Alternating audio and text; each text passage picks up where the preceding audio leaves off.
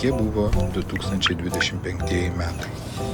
Tai buvo metai, kurie pralėkė kaip dar vienas ilgas kelias. Šiemet vėl leidomės ieškoti vietų, kuriuose pasaulis atrodo truputį platesnis, o gyvenimas paprastesnis. Fjordai, kalnai, jūros pakrantės, ilgų tunelių tyla ir tie vakarai, kai kemperio langai tapo mūsų namų kino teatru. Kartu su jumis nuvažiavome 1000 kilometrų. Kartais per lietų, per slidžius kelius. Buvo nuotykių, buvo netgi iššūkių. Bet kiekviena diena atnešė tai, dėl ko mylime keliones. Laisvę ir galimybę kurti prisiminimus savo tempu. O šiandien, kai už lango jau šventiškai mirga žiburiai, norisi atsigręžti atgal ir dar kartą išgyventi tas akimirkas. Mes žmonės, kada norime keliauti, perkame kemperius, o kada šunys nori keliauti, jie pasirenka šeimininkus su kemperiais.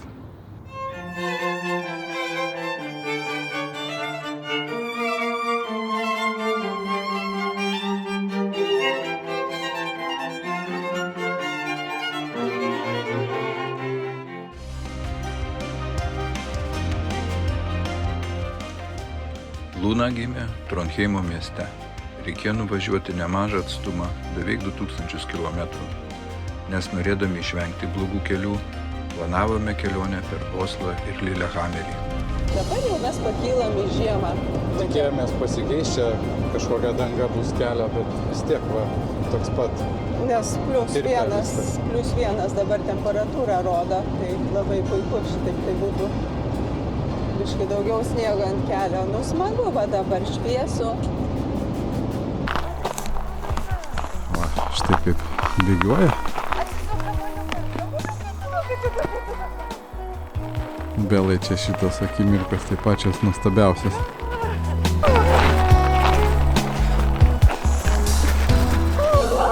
Tai Belos paskutinis vakaras, kada visas dėmesys tik jai vienai. Ji dar nežino, kad teks slėptis ir stebėti, kaip Luna verčia namus, kiek balučių pridaro ir kaip žaidimai pereis į kovas dėl vietos pirmose ekipažo gretose.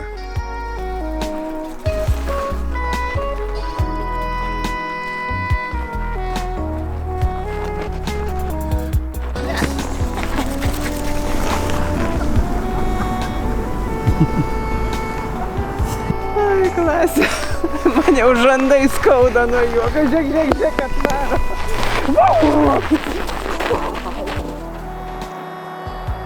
Gerai čia duoda žodžiu. Chebra. Prieš miegą čia tipo vadinas pasilakstymas. Gerai čia. Man atrodo, kad paskui dar valandą reikės kemperį nusiraminti. Po tokio pasilakstymo. O, Daiva irgi čia. Žiūrėk, pasislėpė Daiva. O, Bela greit rado. Nu čia gerai.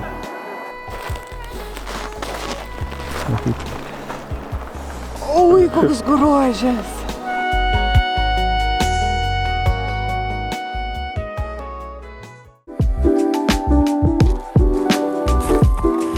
Pakeliui buvo gera proga pamatyti unikalų gamtos suformuotą kampelį – Ledo bažnyčią.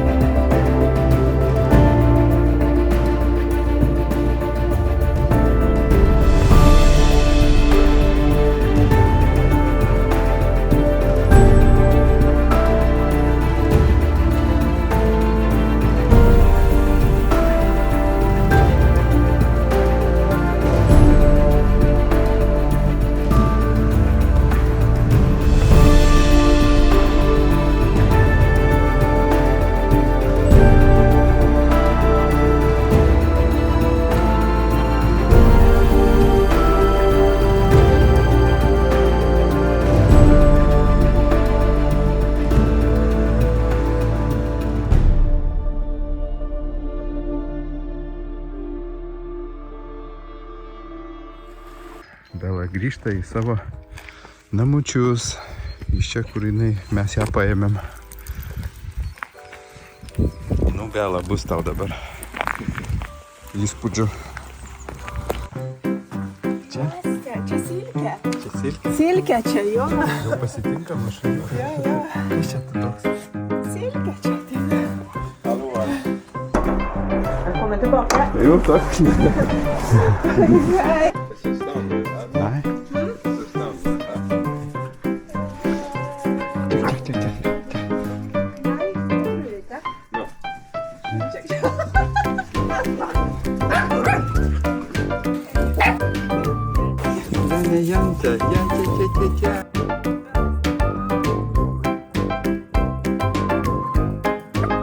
Klausytės jau stoja? Jo, ausytės stoja.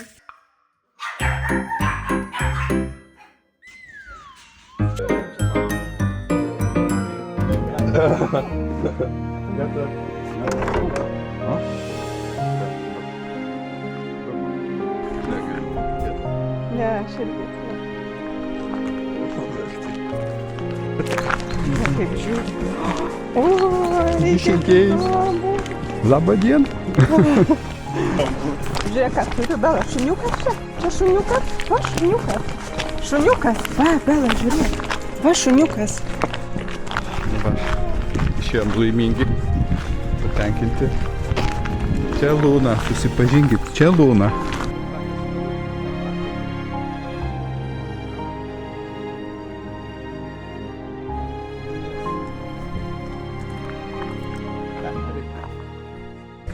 Prašom, būsimą kemperistę Luna atėjo. Bela, šuniuką turim, matai mes. Šuniuką turim.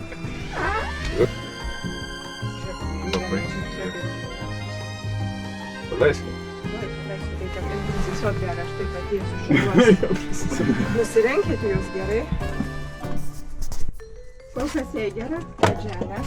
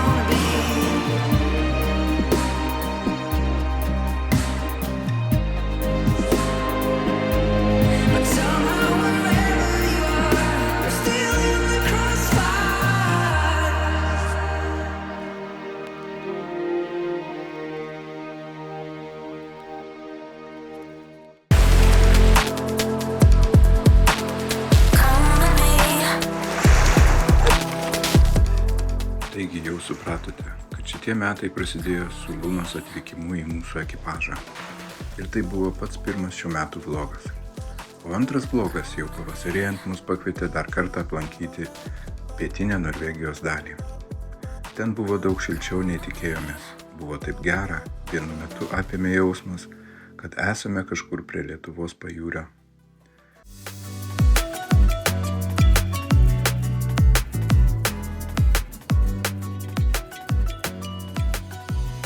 Mes atėjom pagaliau prie tų Helen namukų, kurie aš įsivaizdavau, bus didesni, o jie tokie mažulyčiai visiškai.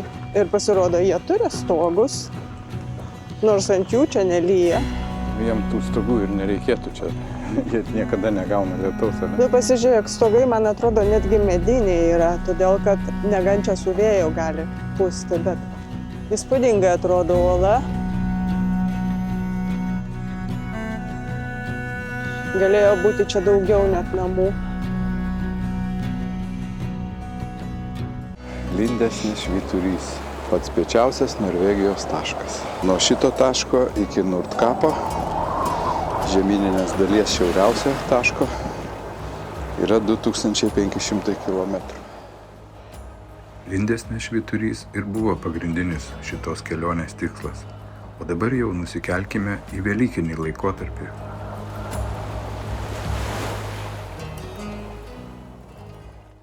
Keliaujame į kalnus, velykinės atostogos, keletas laisvų dienų, kaip smagu. Taigi mes važiuojam į kalną, kylam, norim truputėlį sniego, todėl kad Bergene labai šilta, beveik 18 laipsnių temperatūra, sušylom, sakom, reikia atsivesinti kalnus. Daug automobilių. Nu tai palauk, tai jie čia į Hytes atvažiavę, va, kas čia yra, čia tiksliai. Kur yra tie namukai, ten ir automobiliai yra. Velykos, nu smagu, tradicijos.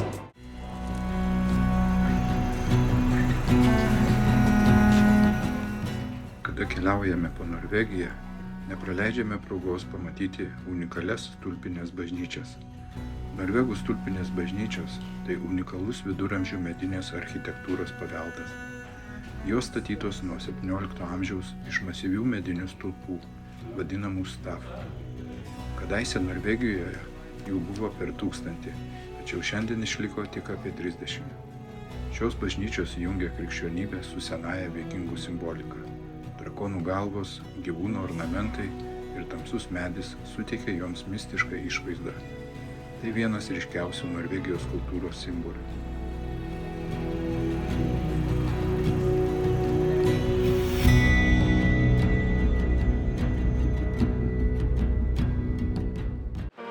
Vat štai tokios yra norvegiškos Velykos. Be slidinėjimo Norvegijoje niekaip per Velykas.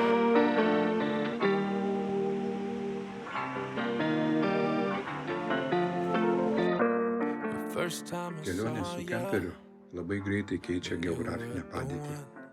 Atrodo, ką tik lakstėme pavasarėjančių pajūrių Norvegijos pietuose, o štai per Velykas Bela ir Luna džiaugiasi dar likusiais sniego lopinėliais. Nieko keisto, juk jos iš Trondheimo miesto, tikros šiaurietės.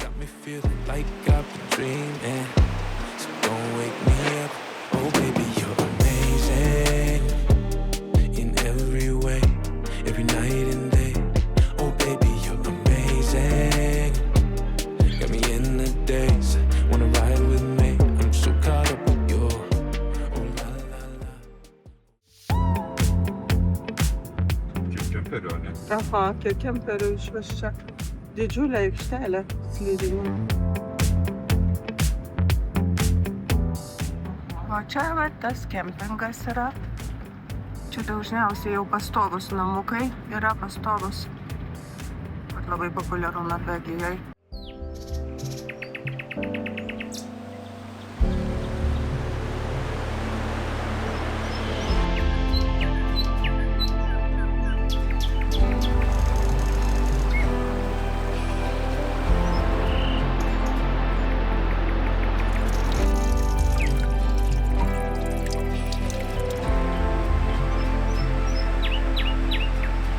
Reikia mums šakų į kemperį.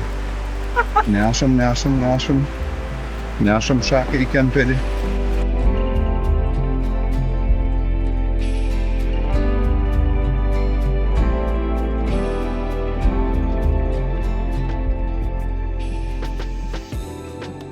Atkelite šalpunėlis. Ką? Visi tokie vienodi. Trumpi. Ten, į tą miestelį kol kas važiuojam. Tiltas ten bus. Toks tiltas. Ir mes šiandien važiuosim į Karinštę. Ir lašo vanduo svarbiausiai. Ir langelis yra. O čia tai bent. Čia matosi. Va. Vėl mes važiuojam siaurai. Langeliais tunelis, matai, vietoj elektros yra langeliai padaryti ir nereikia, ir sutaupo elektrą. Nu, įdomiai. Gal dėsim, gal ne. Reikia išsitraukti kėdes ir stalą. Kol dar saulė yra, kol šilda, reikia greičiau paskubėti. Ane, Daiva? Viskas pagal planą, ne? O planas yra nors vieną dieną nepavairuot.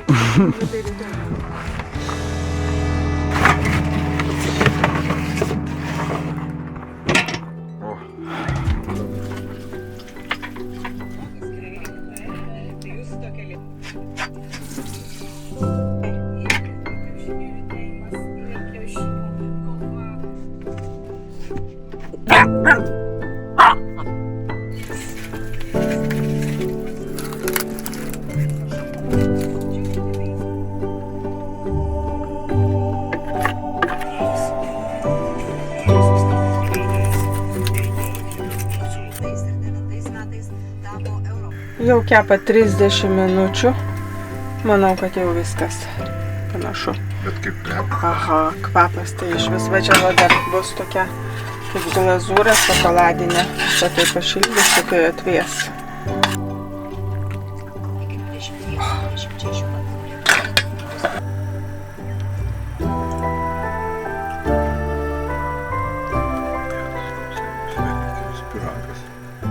Balta spalva būtų labiau tikus. Bet kažkas nulėjo šokolado.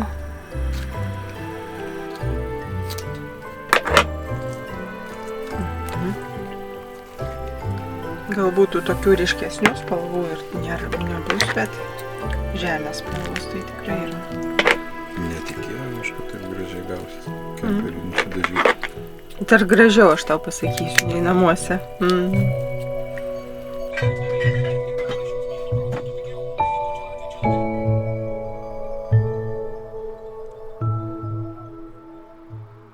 Nu, fantastika. Tokios pašvaistės aš seniai nemačiau. Kad va čia būtų netoli Bergeno tokia pašvaistė ir ją galima būtų nufilmuoti paprasčiausiai telefonu. Nereikia jokių kamerų net. Man šokas. Jinai tokia graži.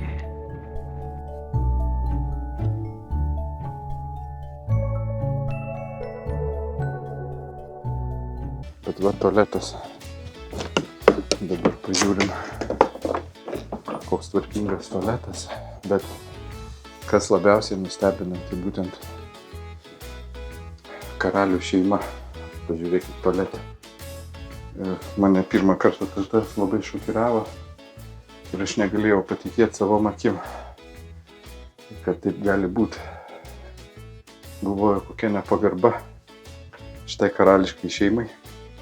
Bet čia yra, žinot, dėl ko taip. Todėl, kad senesniais laikais, kada dar buvo naudojami tualetuose laikraščiai ir, tualeto lankytojas, jisai, kaip, atsiprašant, nesivalysi gi užpakalio su karaliaus portretu.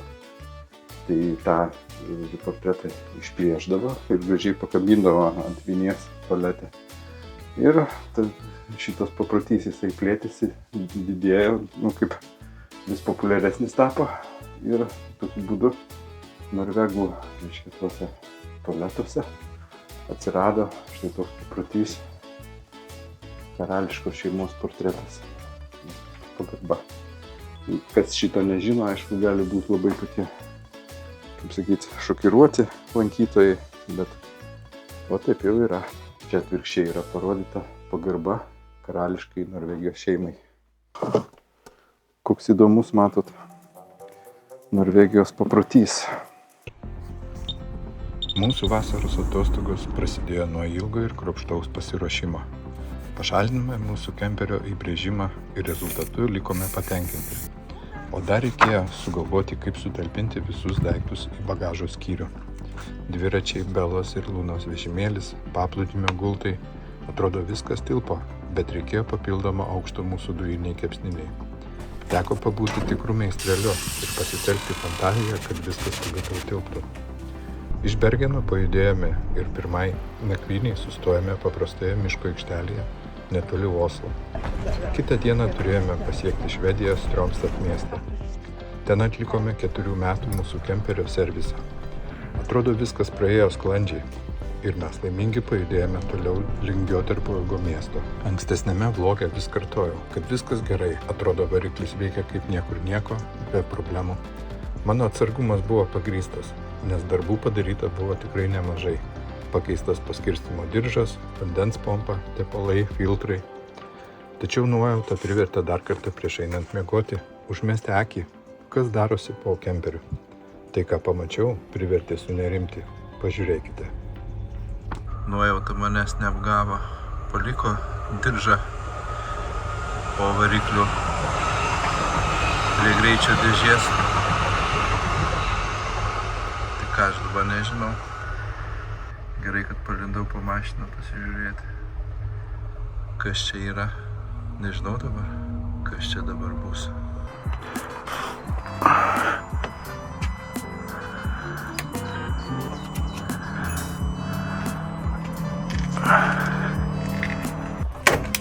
O, atsilaisvino.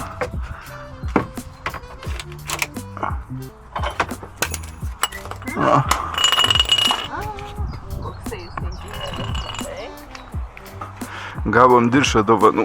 Užvešimės jį grįždami į servisą. Vis tiek tuo pačiu keliu važiuosim. Ir grąžinsim. Reikia jį kažkoks įstepiluotas. Į tą patį, į tą pačią palūtę. Belai jų nereikia. Paėmiau belai. Galvojau, mažutę dar prisisiuos kemperį. Matai, kaip pravertė. Užvešim atgal.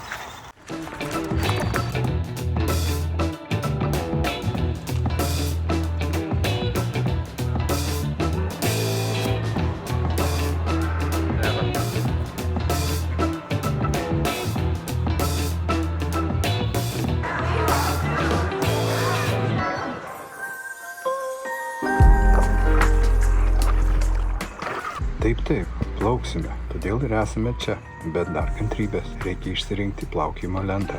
Bet čia ne 11, čia ne šita, čia ne šita. Turi būti 11.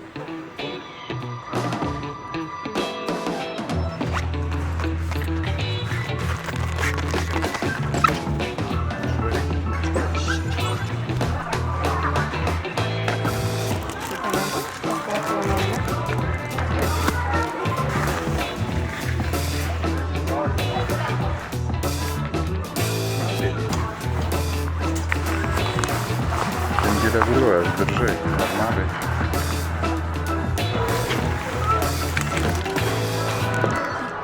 Ja.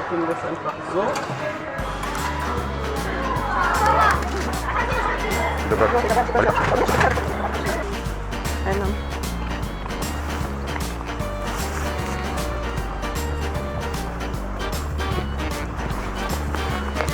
Atsargiai.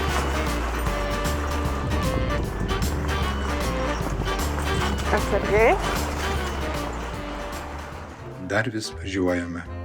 Lankome gražias lankytinas vietas ir kylanti temperatūra duoda suprasti, kad Kroatija jau čia pat. Dabar pajudėsime į Kroatijos pusę.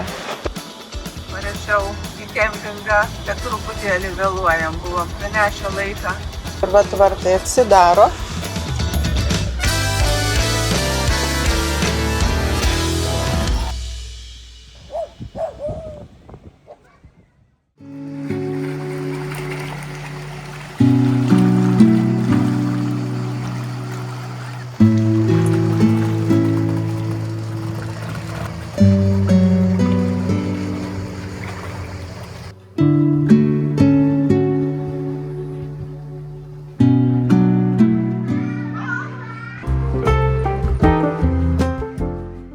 Šitą kempingą rinko labai ilgai. Visą laiką dėliojo pliusus ir minusus. Prioritetas buvo pirmoje eilėje, kad būtų draugiški gyvūnams. Ir tik paskui žiūrėjome, koks atstumas prie jūros, ar yra galimybė prie kemperio pasijungti komunikacijas. Iš patirties žinome, kaip svarbu yra vandens išpylimas ir įpylimas, kad nereikėtų kiekvieną kartą judinti kemperio. Reikia pasakyti, kad viskuo likome labai patenkinti.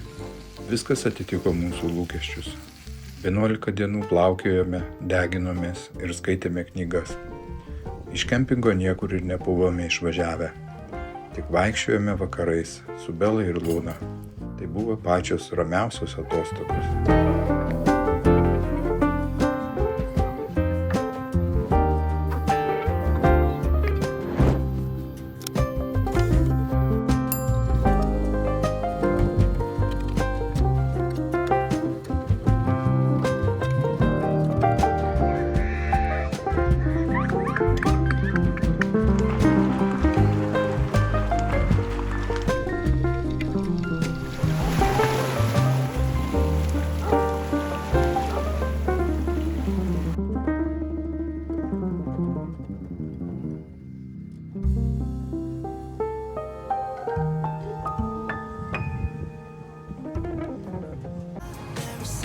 Vėl tas pats gražiai apšviestas tunelis. Dar pusvalandis ir būsime namuose. Vežamės 2 terabaitus prifilmuotos medžiagos. Ir dabar jau žinome, kad iš Kroatijos kelionės sukursime 9 filmus. O čia paskutinis šių metų filmas jau rudenį. Vėl Norvegijos keltai, be kurių nelabai kur ir nuvažiuotum. Šitame vloge jūs pakvietėme kartu pakeliauti į pasakiško grožio gamtos kampelį Bonhus Vatnet.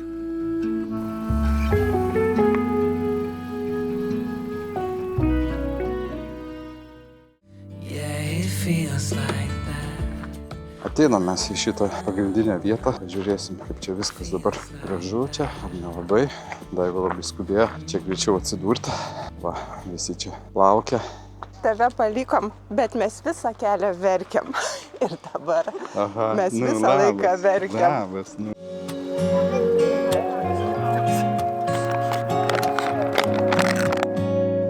Daiva gražiai valgo ledyno fone. Mes jau antrą kartą valgom šitos turistinės košės. Vieną kartą Švedijoje, dabar Norvegijoje. Ir norėsim tą pakartoti dar Lietuvoje.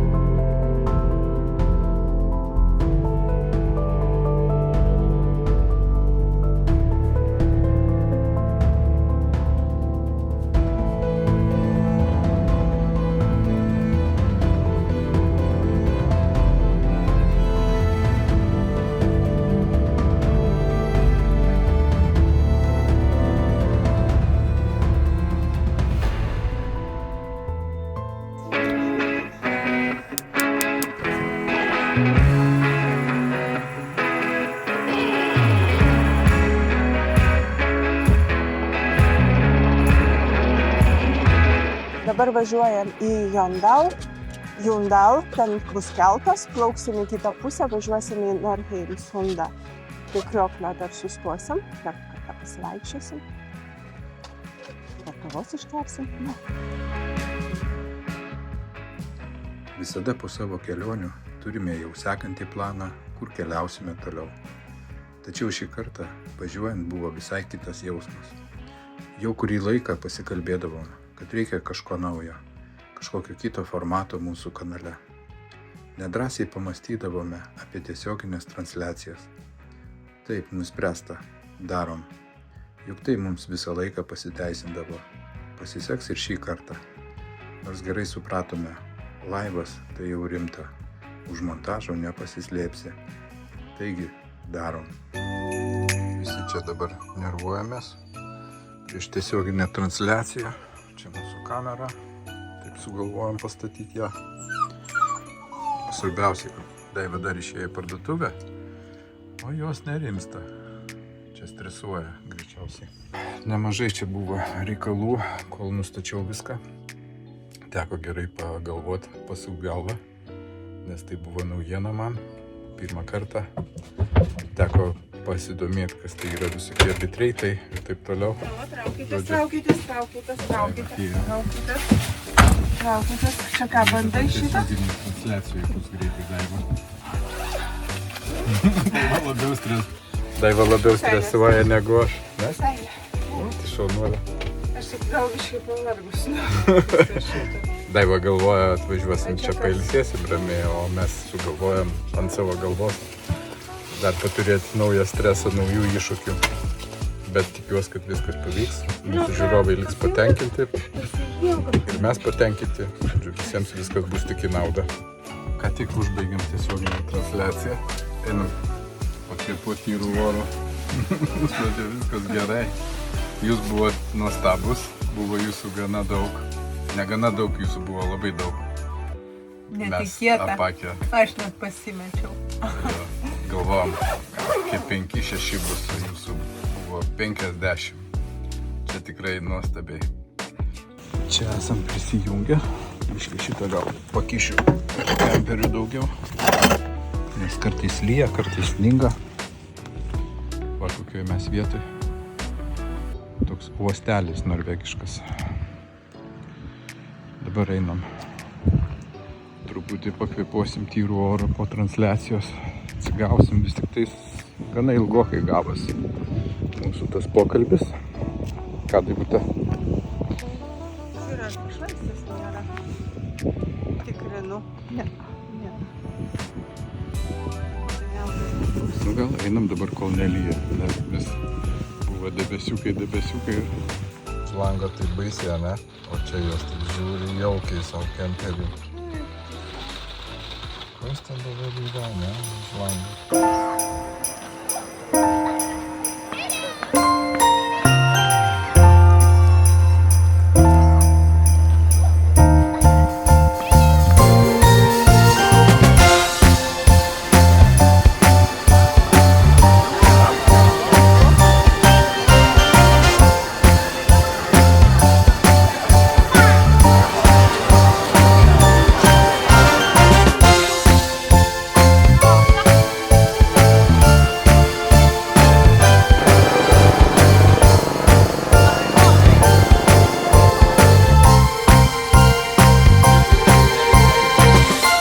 Ačiū, kad buvote kartu. Sėkmės jums kitais metais. Meilės ir ramybės.